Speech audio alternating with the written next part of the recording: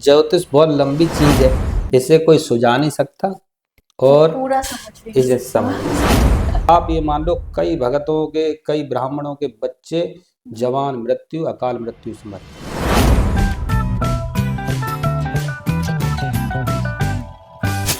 जय श्री श्याम सभी को। तो हमने आज बुलाया एक ज्योतिषी को, जो आज हम लोगों को बताने वाले हैं आज कल जो भी जनरेशन में चल रहा है उसके बारे में आज हम इनसे जानेंगे।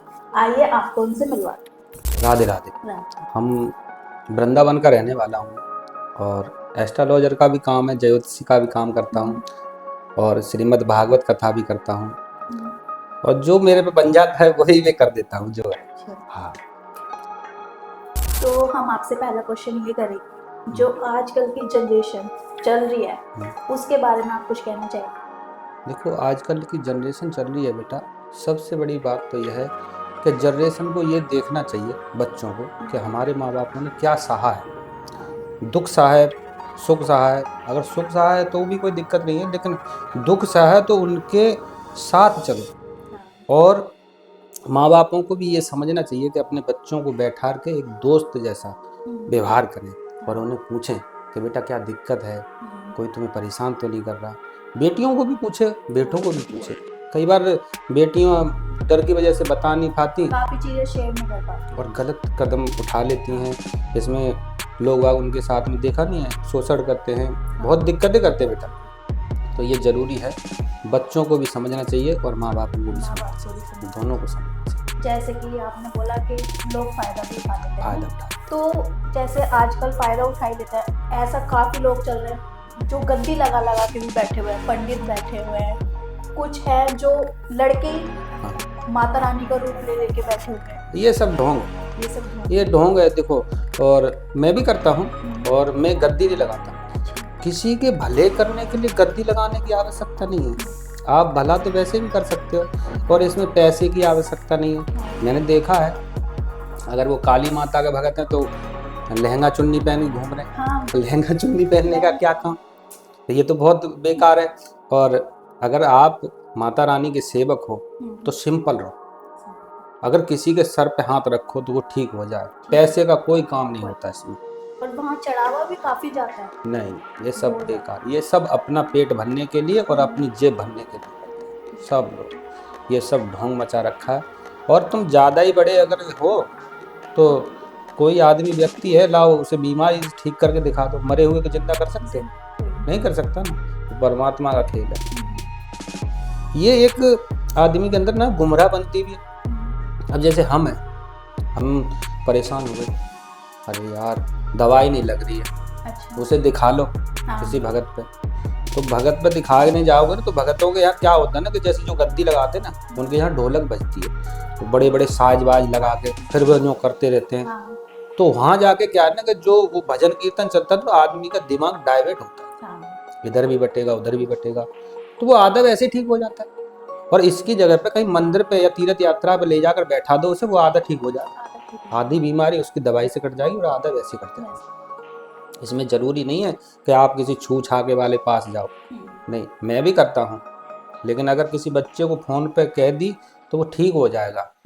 मैं ये भी नहीं कहता कि मैं पैसा लेता, मैं 1 रुपया नहीं लेता, किसी कर्म करने का पैसा नहीं लेता। हाँ, पंडिताई करता हूँ, हवन पूजा करता हूँ, उसका पैसा लूंगा, भाई वो मेरा कर्म है, वो कर्म, वो भगवान ने उस कर्म के लिए आपको बनाया। बालाजी महाराज की कृपा है, उनकी थोड़े से उनकी जो सेवा सत्कार से मुझे जो मिला है, किसी बच्चे को कोई परेशानी है वो ठीक कर देता हूँ। मैं क्या ठीक करता, प्रभु ठीक करता। मैं तो कुछ नहीं होता, मैं तो तुम्हारे तनिया तुच्छ प्राणी, आप जरिया जरिया बस ये है। और ऐसा कोई आज संसार में पैदा नहीं हुआ किसी को कोई ठीक कर सके। ये मानसिकता होती है। आप डॉक्टरों की बात मानो तो ये मानसिकता है, कुछ नहीं। हम भूत चुड़ैल भी होते हैं, कई बार आ जाती कोई समस्या होती है तो उससे पैसा लेके क्यों ठीक करना, वैसे भी तो कर सकते हैं। भला करने के लिए पैसे की आवश्यकता नहीं होती। जितने भी आपके देख रहे हो कि किसी छू छाके जाने के पास बढ़िया है, जो तुमसे पैसा लेता उसके पास तो जाओ, उसके पास तो बिल्कुल, और जो तुमसे पैसा नहीं लेता समझ जाओ कि वो तुम्हारी परेशानी काट देगा। और किसी मंदिर या किसी धर्म स्तर पर और अपने कर्मों को, सबसे पहले अपने कर्म देखो कि तुमने किसी के साथ गलत किया है तो निश्चित तुम्हारे साथ गलत होगा, और तुमने अच्छा कर रखा है तो तुम्हारे साथ अच्छा होगा।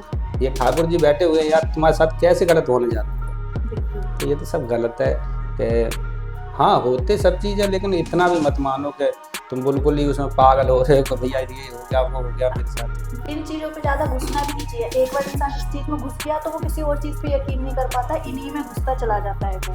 अब उतरे आते हैं मेरे पास, वो कहते हैं कि महाराज जी हमारा काम बंधवा दिया। अच्छा। हाँ, तो अब ऐसा कौन सा व्यक्ति है किसी का कोई काम बांध देता है? लेकिन बांध भी देते हैं, गलत भी करते हैं लोग। और वो तेरे ऐसा होता है कि अब कहते हैं कि तुम्हारे बच्चा नहीं हो रहा, तो बोलेंगे भगत जाए, किसी भगत के पास चले गए तो जा तो किसी बच्चे की बलि दे दे, किसी के बाल काट लो। काफी चीज़ होती है। तुम एक बात बताओ, किसी की बलि देगे और तुम अपनी संतान को पाते हो तो तुम तो बड़ा अपराधी और तुमसे बड़ा पापी है कोई? किसी को उस चीज की उम्मीद रखते हो कि भगवान का बच्चा दे। फिर वो बच्चा हो भी जाए ना, फिर उनका वही प्रारब्ध होता है कि वो उन्हें खुद ही दिक्कत होती है उस बच्चे से। अच्छा। हाँ, क्यों नहीं होती? क्योंकि उसने ही, जिसको तुमने काटा वही जन्म लेगा तुम्हारे यहाँ पर, फिर तुम्हें वो काटेगा धीरे धीरे। कहते ना बुढ़ापे में आके जब बच्चे रोटी नहीं देते तब कहते ना ये मर जाता तो ही सही था, इससे तो बिना संतान का तब वो ठीक था। तो ये बेटा ये कर्म, आप जैसा कर्म करोगे। कलयुग कहते हैं, कलयुग केवल नाम आधारा, सुमर सुमर नर उतरे पारा। यानी आप प्रभु का नाम सुमरोगे और जैसा कर्म करोगे। कलयुग का मतलब यह है कि आज कर और कल पा। कलयुग का अर्थात यही है कि तुम आज किसी के साथ बुरा करोगे, निश्चित तुम्हारे साथ कल बुरा। लोग हैं भैया, जैसे जिसकी संसार चल रही है, जैसे जो मतलब कहने का यह है कि छल कपट से लोग ज्यादा कमाने सीखे। और मैं तो कहता हूँ सबसे हाथ जोड़ के, भैया छल कपट मत करो, इसका पाप बहुत बुरा होता है। ब्राह्मण पूजा पाठ करवाता है, कहीं से उसे दान मिलता है, तो शास्त्रों में लिखा हुआ है कि ब्राह्मण दान का हकदार है। लेकिन ब्राह्मण को भी कर्तव्य बताया गया है कि वो भी आगे किसी 10% किसी को दान करे।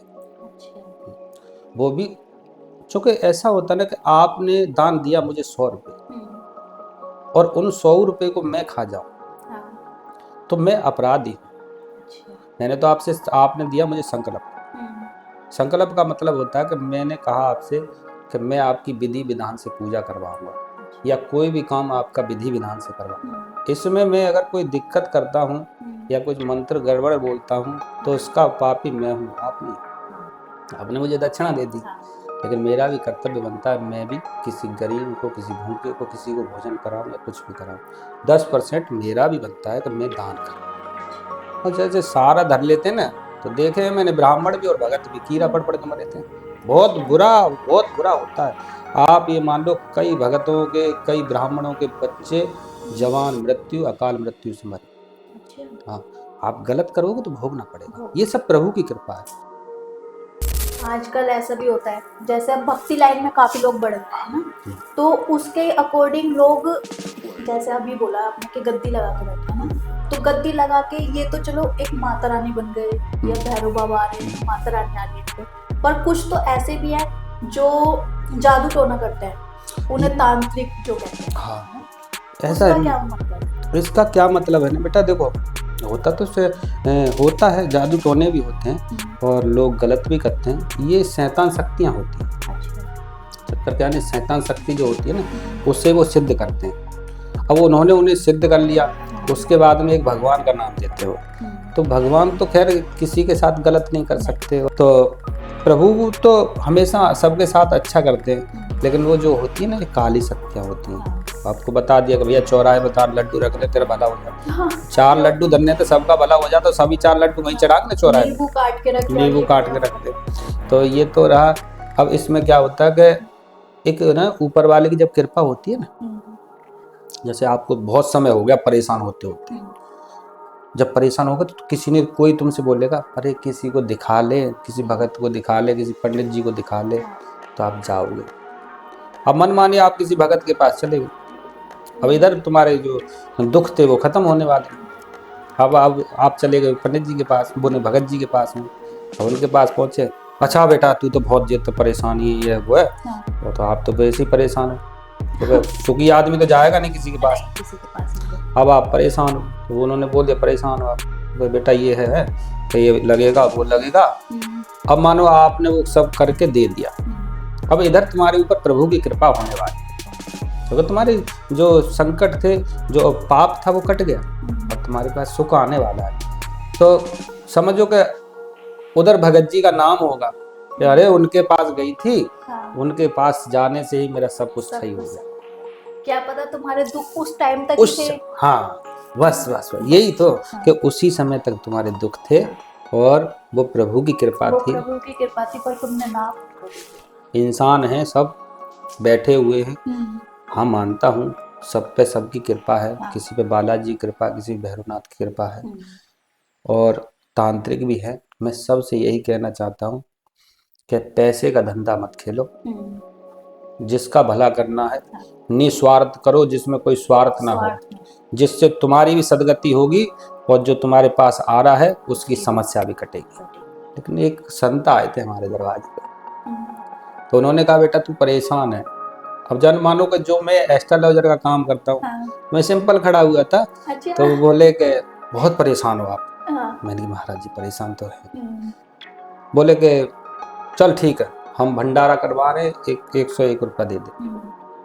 तो मैंने कहा कोई बात नहीं, मैं वैसे 100 रुपया देने आ रहा था उन्हें, तो मैंने कहा महाराज जी को दक्षिणा दे दो। उठाए मेरे यहाँ कोई आ जाए संत महाराज, तो मैं उन्हें कुछ जो मेरे बन जाए बंद मुट्ठी करके देता हूँ। बंद मुट्ठी करके उन्हें दिया, उन्होंने खोल के देखा तो बोले अरे,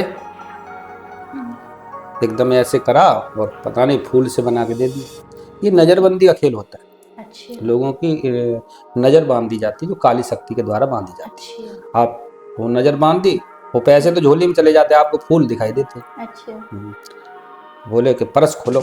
मैंने कहा महाराज मैं बड़ा संतों का वो मान सम्मान करता हूँ, अगर मेरे अंदर से भाव खुबाना चाहते हो ना, तो तुम क्या कहते हैं बैठो यहाँ पे, जो मेरे घर का ले जाना ले जाओ। मैं ये चाहता हूँ कि संतों का भाव और संतों का सर पे हाथ हमेशा रहना चाहिए।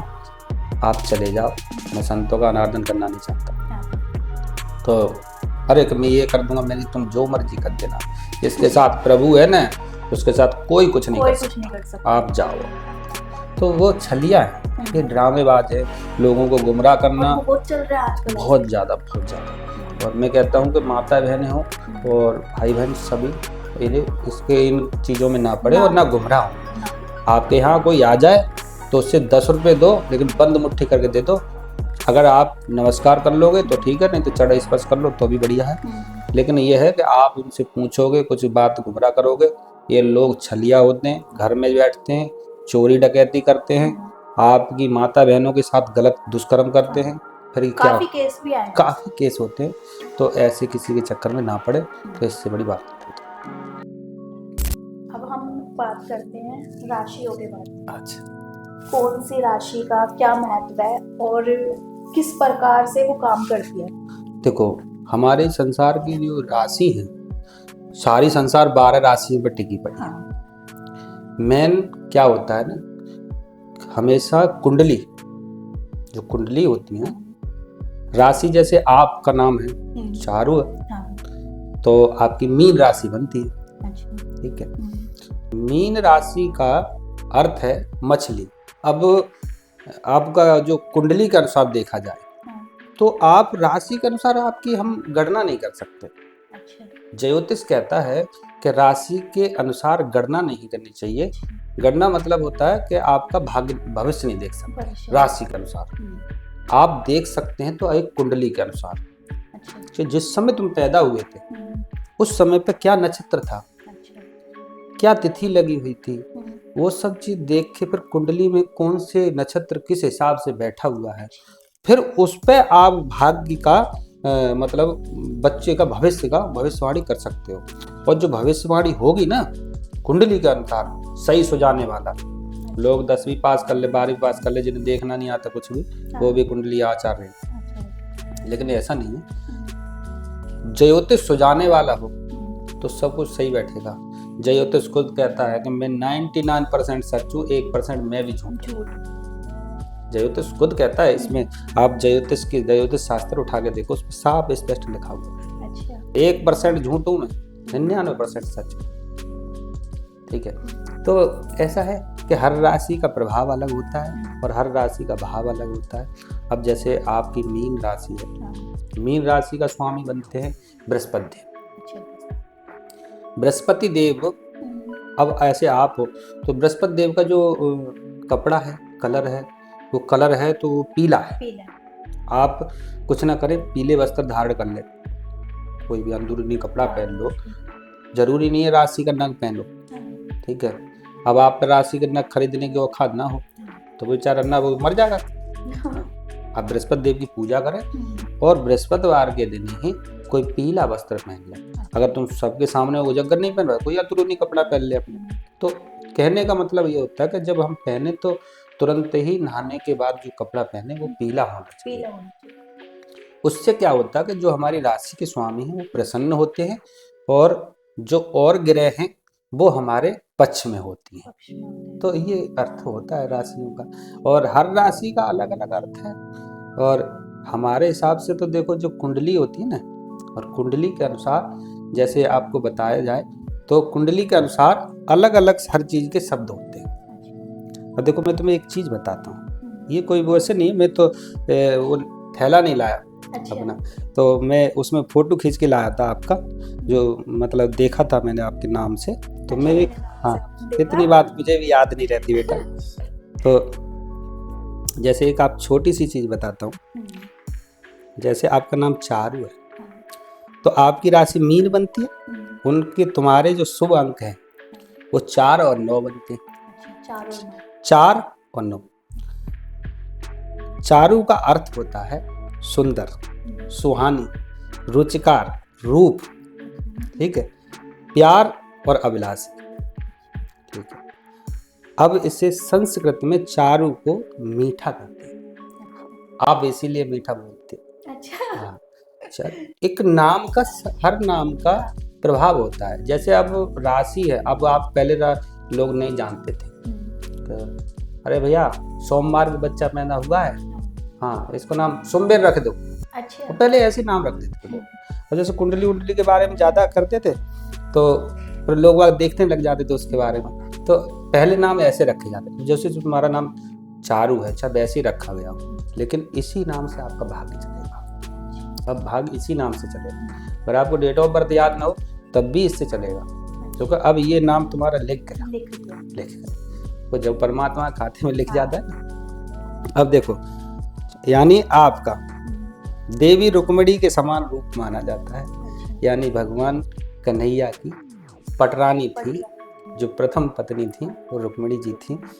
और विशेष चारू हसीनी, यानी आपका जो रूप होगा ना, जैसे आप तो आप हमारे सामने बैठी तो विलक्षणा कर सकते हैं आपकी, लेकिन जो जैसे चारू है नाम है और जिनकी मीन राशि है वो थोड़े गोल चेहरा और सुंदर सुशील से होंगे और बड़े बड़े नेत्र होंगे, उन हाँ बड़े नेत्र होंगे, आंखें थोड़ी सी बड़ी सी होंगी, जो देखने में चेहरे के हिसाब से अच्छी लगे और बड़े मीठे बोलने वाले। चारू का ही मतलब संस्कृत में चारू कहते हैं मीठे। हाँ, तो ये मैं तुम्हारे देख के लाया था, तो मैंने कि बच्चे पूछेंगे तो मैंने बताऊंगा जरूर। तो हर राशि का और हर वार का प्रभाव अलग अलग होता है। आप अपनी राशियों के अनुसार, जैसे आपकी राशि मीन है, किसी की राशि कुंभ है, किसी की कुछ है, तो आप अपने राशि की स्वामी की ही पूजा करें और अपने कुल देवता की पूजा करें, जो तुम्हारा कुल देवता हो। और एक होते हैं हमारे पितृ देवता, उनकी पूजा करें। जैसे कुल में खानदान में तुम्हारे में पूजा होती आई है माता रानी की, पहले दादाजी करते थे, फिर पिताजी करने लग गए। तुम्हारा भी कर्तव्य बनता है कि तुम उन्हीं की पूजा करो। अब हम क्या करते हैं, आज श्याम जी को मान रहे हैं, फिर कल चले गए वृंदावन, वहां से लड्डू गोपाल जी को ले आए, लड्डू गोपाल जी के लिए आए, फिर उनकी करने लग गए, फिर हम चले गए बालाजी, फिर हनुमान जी करने लग गए। अरे भैया एक मार्ग पर टिक जा, एक मार्ग पर रुक जा गई। परमात्मा सब एक ही है, तुम तो 10 रूपन में बांट दिया उन्होंने, प्रभु को हम तुमने बांटा है। और लोग कह देते हैं बहुत सारे बेवकूफ है, 33 करोड़ देवी देवता, 33 करोड़ नहीं होते, 33 कोट होते। एक एक एक है। अब एक का शब्द और दो भागों में बांट दिया जाए तो तीन हो जाते हैं। तीन ते 33, तो अभी क्या होता है 33 कोट। अच्छा। 3 से 33 हो जाता है, तो तब होते हैं 33 कोट देवता। तो लोगों ने पता नहीं कुछ लोगों को पता नहीं, और कुछ को जैसे जिसकी चल रही है संसार में वो वैसे कहने सुनने वाला कोई है। सही बात है। बस यही देखा देखी लोगों की करे जा रहे हैं, पर उस चीज का मतलब नहीं जान पा रहे। ना चक्कर है कि अब जैसे आप हो, अब आपने तो एक संसार का नियम बना दिया कि मेरे ये जो काम खोला है या किसी का कुछ है, आपका जो भी है, जो स्टूडियो बना रखा, आपने सोचा है कि मैं सबको बुलाऊं और सबको एक पल्ले में तोल ले, गरीब हो या अमीर हो, एक पल्ले में तोल ले। अब जहां तुम्हारे अंदर भाव आ जाए तो भाई साहब बहुत अमीर आदमी है, उन्हें बुलाऊंगी तो उनके लिए ये करना पड़ेगा, नहीं, अमीर हो या गरीब हो, सबको एक समान और एक तरह का, ये तो तुम्हारे से बड़ा भगवान का आराध्य और तुम्हारे से बड़ा सेवक कोई नहीं होगा। जो नजरों से एक जैसा देखने लग जाता है ना, उससे कभी भी परमात्मा रूठते नहीं और ना कभी कुछ कह ही सकते। दुख आने का कारण ही नहीं बनता, और दुख सुख तो चलते रहते हैं। दुख सुख तो चलते रहते, इसीलिए कहते हैं छोटा बड़ा मत देखो, बस ये देखो कि सब समान। बस। और यही होता है कि हमें छोटे बड़े में क्या, इंसान तो इंसान है, तो बनाया तो उसी के है, उसी तो है, हमें भी उसने बनाया, और हम क्या उसमें छोटा बड़ा देखने के लिए।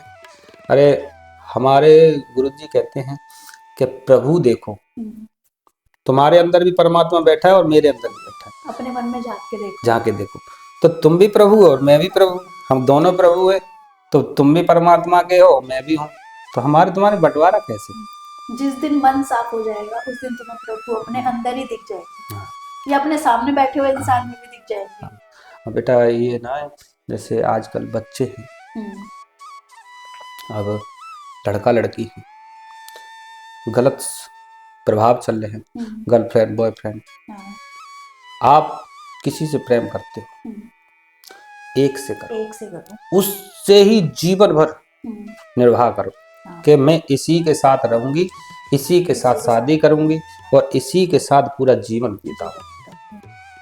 अब क्या है, तू नहीं सही और सही, ये लड़कियों के नहीं, लड़कों के।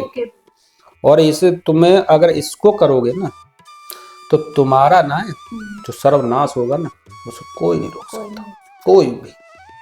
आप जहाँ हो, जिसको हो, जैसा हो। सुंदर और सुशील का मतलब जानते हो आप?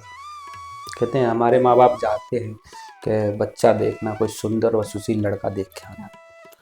सुंदर वो होता है जिसके विचार अच्छे, अंदर से अच्छा हो।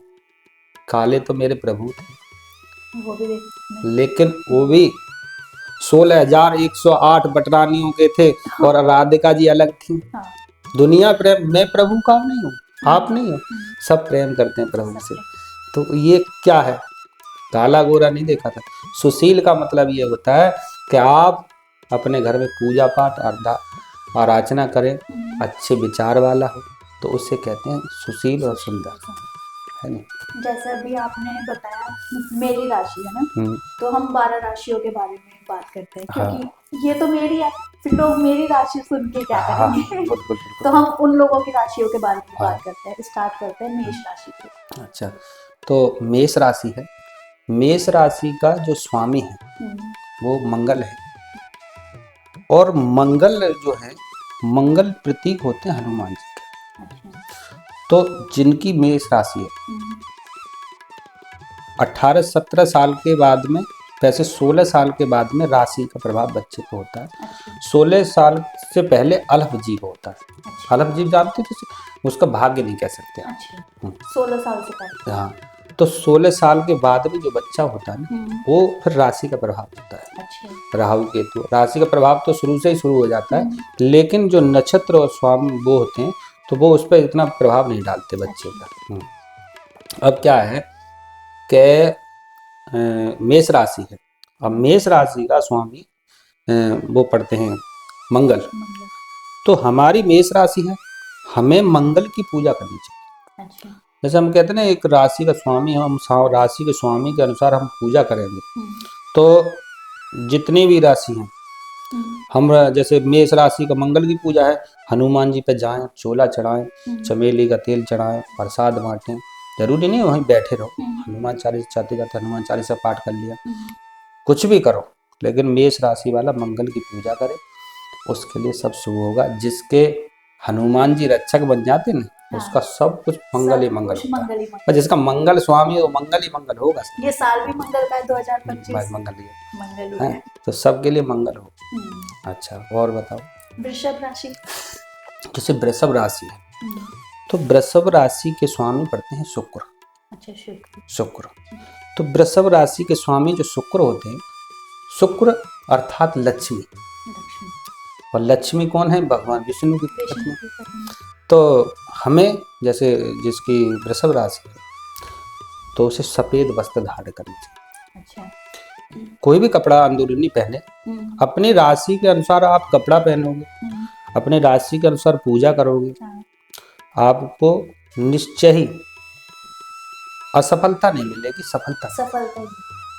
क्योंकि अब क्या है ना कि हम राशि के अनुसार पूजा करें। मैंने तुम्हें बताया शुरू में हम्म, कि हम अपने कुल देवता, राशि के अनुसार अपने राशि स्वामी की पूजा, और दूसरा नंबर हम पितृ देवता, इन तीनों को लेके हम चले हम्म, तो कभी हमें कोई दुख का कारण नहीं होगा।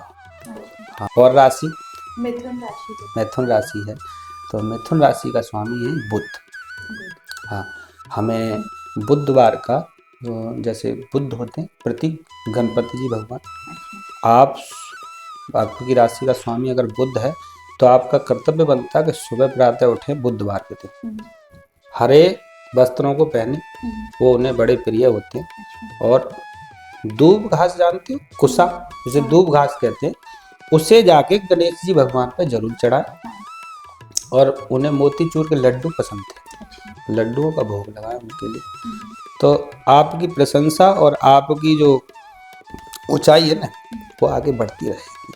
अब बात करते हैं कर्क राशि के बारे में। कर्क राशि वाला स्वामी जो व्यक्ति है, हम्म, वो उसके लिए सबसे बड़ी बात क्या होती है कि वो एक, आपने देखा होगा कर्क, जैसे एक कीड़ा होता है ना, हम्म, आपने वो देखिए वो बिच्छू होता है। नहीं, जैसे वो एक हरी सी सुड़ी होती है, देखो उसे कीड़ा कहते हैं, हम्म, जो पेड़ों को काटती है, पत्ते वत्ते काट देती है, पत्ते पर लग जाए तो पत्ता काट देती है, हम्म, और उससे उंगली लगा दो तो एकदम सिमट जाती है।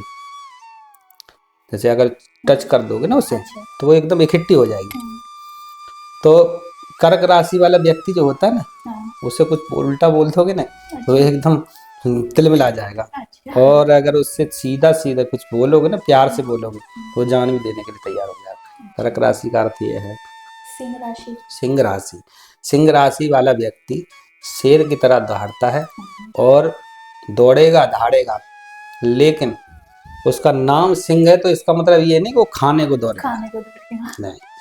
सिंह राशि का केवल वो दूसरों को धमकाता है और फिर ढीले स्वभाव का हो जाता है। अच्छा। आप शेर से प्रेम कर लो, सिंह हो घर में पाल लो, तो वो जीव हो गया ना, वो भी सिंह है, लेकिन वो तुम्हारी हर तरह से रक्षा करेगा। और सिंह राशि का जो स्वामी है ना, वो सूर्य भगवान होते हैं।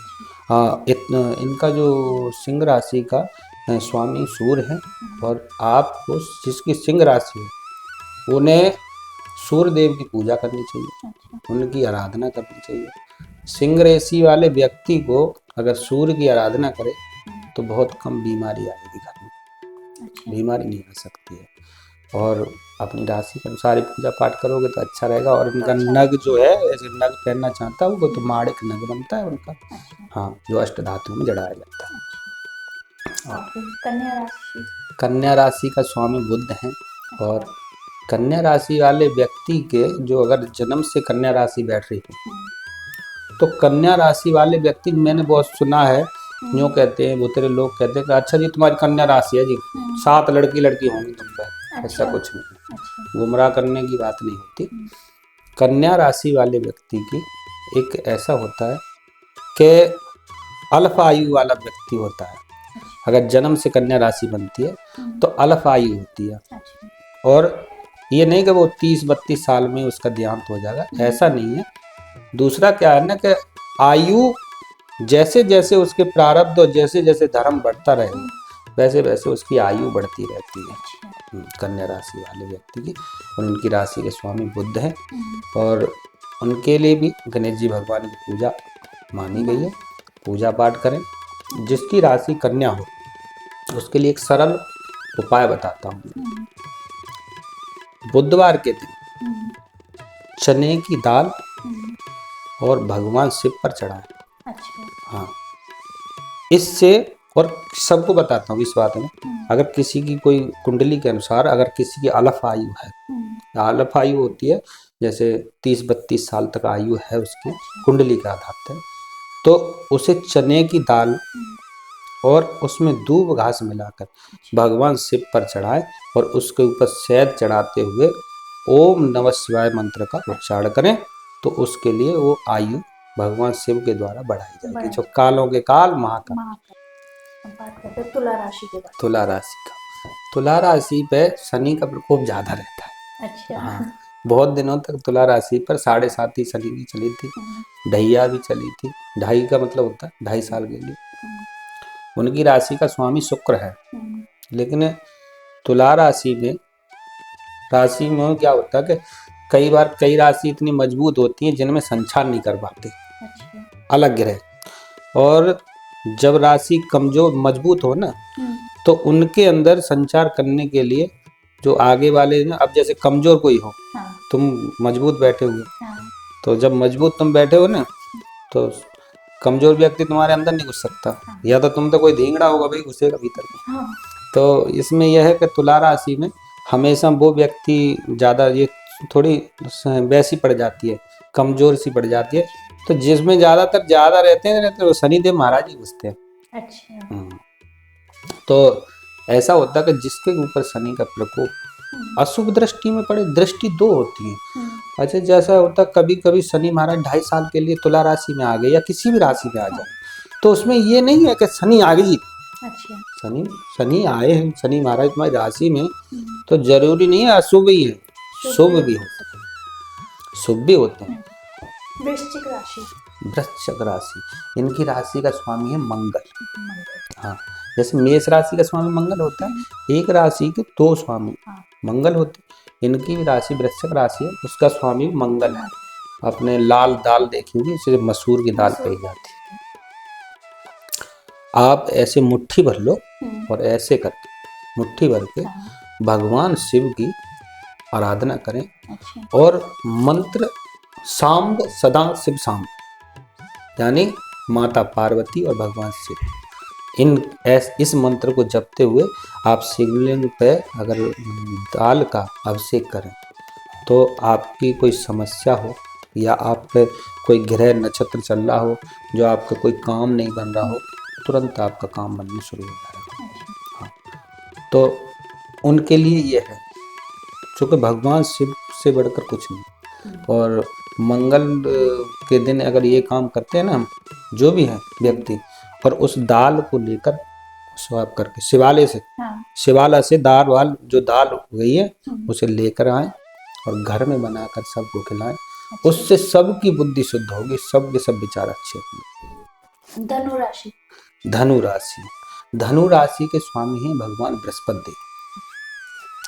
इस राशि में संचार बृहस्पति देव का ही ज्यादा रहता है, और कभी कभी अगर शनि महाराज आते भी हैं इस राशि में तो वो अशुभ नहीं होते, शुभ होते हैं। और माना है कि धनु राशि वालों को दिक्कतें आती हैं, परेशानी आती हैं, तो इसमें घबराने की जरूरत नहीं है। आप चने की दाल को लेकर, अगर आप जानो को आपकी धनु राशि है और आप परेशान हो तो चने की दाल लें, आटे की लोई बनाए, 3 लोई बनाए आटे की, उसके अंदर चने की दाल, हल्दी और गुड़ वो गुप्त में बंद कर लें। बंद करके गाय को खिलाएं। अगर गाय ना हो तो जैसे हम मछलियां होती हैं तो उसमें डाल दें, तालाब में किसी में। अब बात करते हैं मकर राशि के बारे में। मकर राशि के स्वामी शनि।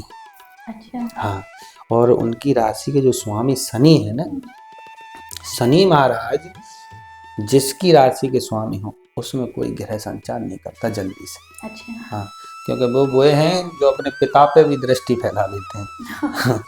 तो शनि देव को जिसकी राशि है वो शनिवार के दिन, और जैसे शनि मंदिर जाएं, अगर मंदिर नहीं जा सकते हो तो आप कुछ भी ना करें, ओम प्रो प्री शनिचराय नमो नमः मन के अंदर इस मंत्र का उच्चारण शनिवार के दिन 7 बार 11 बार कर लो।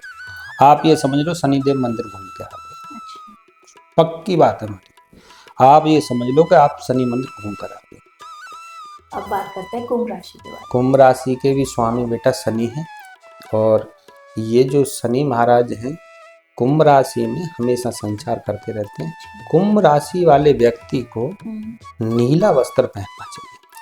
नीला वस्त्र, कहते काले काले भी पहन सकते हैं। हाँ पहन काले भी सकते हैं, लेकिन जैसे मकर राशि वाला काला पहने और उसके का कुंभ राशि वाले नीला पहने तो उनके लिए शुभ रहेगा। और उनकी राशि के स्वामी जिनके शनि हैं उन पर कोई संचार नहीं होता, वरना कोई ग्रह उनसे परेशान करती है, लेकिन अपने कर्मों पे करेंगे तो स्वयं शनि महाराज ही परेशान करेंगे।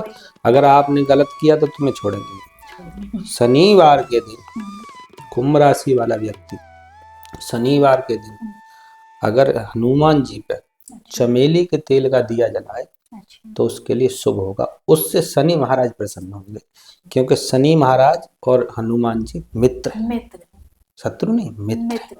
तो इसलिए तो उनके चलो आप और सबके बारे में बात नहीं करते, मेरे बारे में बात करते हैं। अच्छा, मेरी डेट ऑफ बर्थ है जैसे 15 जुलाई 1995, तो 15 हो गया 6 नंबर। हाँ, तो 6 नंबर के बारे में 15 है जैसे 6 नंबर, तो आपके लिए जैसे डेट ऑफ बर्थ आपने कितनी बताई? 15 जुलाई 1995। हाँ जैसे अब ये हमारे ये रही आपकी 15 जुलाई, ठीक है, 7वां महीना होता ना? हाँ जी। अच्छा, और 95 अब ये 95 है, ठीक है। अभी हमें 95 को यहाँ ले लिया, हाँ। यानी 95 को यहाँ लिया और इसमें 15 को हम जोड़ देंगे, यानी सबसे लास्ट का सबसे पहला हमने जोड़ा। आपने बोला कि मेरे 15 का 6 होता है, अभी बताते थे 15 दूनी 10, ये 5 और 5 10 होते, और एक ये हमारा ये बचा तो 10 ये हो गए। कितने हो गए ये? 10 नहीं 100। अच्छा सर, टोटल कितने होते हैं? 100। अब जैसे आपका मूल अंक निकाल दिया 6 से, अब 6 × 18, ठीक है। मूल अंक निकालने के लिए तुम्हारा ये जरूरी नहीं होता कि तुम मूल अंक को देख के लिखा लो, तुम्हारी आगे पीछे की जो डेट ऑफ बर्थ है ना 100 लिखा लो, जिसका 100 शब्द आ जाए, ये 100 आया ना, जिसका 100 शब्द जोड़ में आता है उसके लिए ये मानो कि जीवन में परिस्थितियां उसकी खराब रहेंगी, लेकिन आगे जाके परिस्थिति अपनी अच्छी बनाएगा। इसकी तो भविष्यवाणी कर सकते हो कि आगे जाके वो 100% जाके भविष्य अच्छा बनाएगा। तो ये होता है। मूल अंक निकालने के लिए 6 नंबर से निकालो, 7 से निकालो, मूल अंक मत निकालो पता। आप आगे पीछे की डेट ऑफ बर्थ स्वयं अपने किसी भी हो गए जानने वाला उसकी डेट ऑफ बर्थ आगे पीछे की जोड़ के जो यहाँ है और पीछे के जो है उससे जोड़कर आप जितना, जैसे हमारे अब जोड़े हमने जोड़े, अब मानो को 15 आए या 20 आए, जिसका 20 आता है तो 20 में से आप 0 हटा दोगे। हाँ, उसकी भविष्यवाणी आप कर सकते हो कि तेरे 2 साल के अंदर में तेरे लिए सब कुछ सही होगा। हाँ, क्योंकि गणित का क्या होता है, 0 का कोई महत्व नहीं माना गया। हाँ, 0 में हमारे मतलब उसमें ज्योतिष में 0 को हम नहीं मानते, हम 1 से 9 तक को मानते बस। क्योंकि हमारे देखो कुंडली के अनुसार कहीं 0 लिखा पाता है, कुंडली में कहीं नहीं पाएगा तुम, हम 0 नहीं लगा सकते। राशि हमारी 12 होती है और 12 राशियों के हिसाब से प्रभाव जो होते हैं वो 12 अलग अलग होते हैं, और लेकिन ग्रह कितनी होती हैं? दिन तो 7 ही, नक्षत्र 7 है। ऐसा नहीं कि हर नक्षत्र सात है तो सातों के सातों देवता हों। तो ये है कि तो आप कभी भी किसी भी अपने बारे में सोचना हो, दूसरे के बारे में सोचो। 5 ज्योतिषी के अनुसार ये जाना जा सकता है किसी भी अंक से कि हमारे पिछले जन्म में हमारा क्या महत्व था, मतलब किस धर्म में हम थे या फिर क्या कर्म करे हम। ऐसा है कि पहले तो हम जो जानते हैं कि पीछे वो ना जाए तो बढ़िया है। ये तो है। दूसरा ये है कि एक कथा आती है, तो किसी भक्त ने पूछा था किसी ज्योतिषी को, राज ज्योतिषी जो होते थे, हाँ। तो उन्होंने कहा था कि भाई बताओ मैं पिछले जन्म में पूर्व जन्म में कौन था। तो वो बोले कि भाई मैं बता नहीं सकता, आप पूर्व जन्म के कौन, आगे की आगे देखो। अच्छा। तो बोले नहीं बताओ कि कौन था मैं पिछले जन्म में, और पिछले जन्म में जो मेरी पत्नी है वो मेरी कौन थी। तो उन्होंने कहा कि नहीं मानता तो ठीक। पहले इस चीज को लोग मानते भी थे, और तो उन्होंने कहा था कि पिछले जन्म में तेरी जो पत्नी है वो तेरी माँ थी। अच्छा। हाँ, तो उनको अपनी पत्नी से घृणा होगी। अच्छा। पहले यह है, आप देखते होंगे कि जैसे गढ़ कुंडली होती है, जैसे गढ़ होता है, वैश्य होता है, और जो मतलब अगले जो पिछले जन्म में था वो इस जन्म में निकल के आता है। जैसे गढ़ राक्षस हो के आप कौन सी योनि से आए हो, राक्षस योनि से आता है। अभी आपको कुंडली दिखाता हूँ मैं, और जो कुंडली के अनुसार जो होता है ना, उसमें सारा कुछ लिख के आता है। और जैसे इसमें नहीं है, हम बनाते हैं ना, तो जैसे एक पत्रा होती है पंचांग, तो उसमें आप देख के बता सकते हो कि आप कौन सी योनि से आए थे। इतना खैर उसमें नहीं जाना चाहिए कि तुम पिछले जन्म में क्या थे। इन चीज़ों को पूछने से दिक्कतें पैदा होती हैं, और आदमी सोचता है कि अब देखो ये बच्चा है, ये है। अब यानी जब इसकी जो राशि पैदा हुआ तो सूर्य पे राशि थी शनि। हमारे नाम धरने का, जो नाम बच्चों का नाम धरा जाता है, जो सूर्य पे तिथि होती है उसके अनुसार नाम धरा जाता है, राशि के अनुसार जो सूर्य पे लगी होती है राशि उसके अनुसार। और नक्षत्र स्वामी चंद्र, यानी जो चंद्र भाव से नक्षत्र था स्वामी। नक्षत्र पाया ताम्र, अब लोग पाए को समझते कि तांबे के पाए पे पैदा हुआ। नक्षत्र पाया यानी पाए का मतलब है कि जो नक्षत्र था उसका अर्थात क्या था कि इसके लिए जो आगे को चलेगा वो तांबे का है। अच्छा। तो इसके लिए शुभ रहेगा, या अशुभ घड़ी थी या शुभ घड़ी थी, तो शुभ घड़ी कही जाएगी। ताम्र के पैर शुभ माना जाता, बच्चा ताम्र के पाए पे पैदा हुआ। योनि यानी पिछली जो योनि से आया है वो बानर की योनि से आया। अच्छा। बानर जैसा प्रभाव रहेगा। गढ़देव यानी देव का मतलब होता है, गढ़देव यानी बच्चा देव योनि में पैदा हुआ है। अच्छा। हाँ।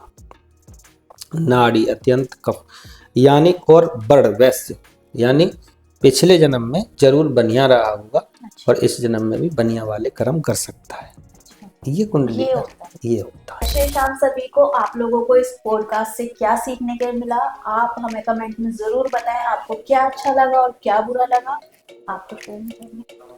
मैं हमारे जैसे भावुक लोग होते हैं और उनका मन करता है कि हम पूजा पाठ करवाएं, कोई भागवत सुने, कथा सुने, तो कथा भागवत सुनना चाहते हैं तो मैं ये चाहता हूं कि हमारे यहाँ कोई धन नहीं लिया जाता, जात बिरादरी नहीं देखी जाती, और वैसे भी कोई ऊपरी चक्कर भूत प्रेत की व्याधा होती है उनके लिए भी हमारे यहाँ फ्री काम होता है। सारा कुछ हम फ्री करते हैं, और जो हमारा जो चढ़ावा आता है वही हमारी टीम लेती है। वैसे किसी से मुंह मांगे डिमांड नहीं होती कि भैया इतने रुपए लगेंगे या इतने लगेंगे। बस जो आप घरों में पूजा करते हो उसका, हाँ हवन पूजा करते हैं या कथा वगैरह करते हैं, उसमें जो दक्षिणा मांगते हैं वो भी मुंह से नहीं मांगते, जो मुट्ठी बंद करके दे दे वो ले आते हैं।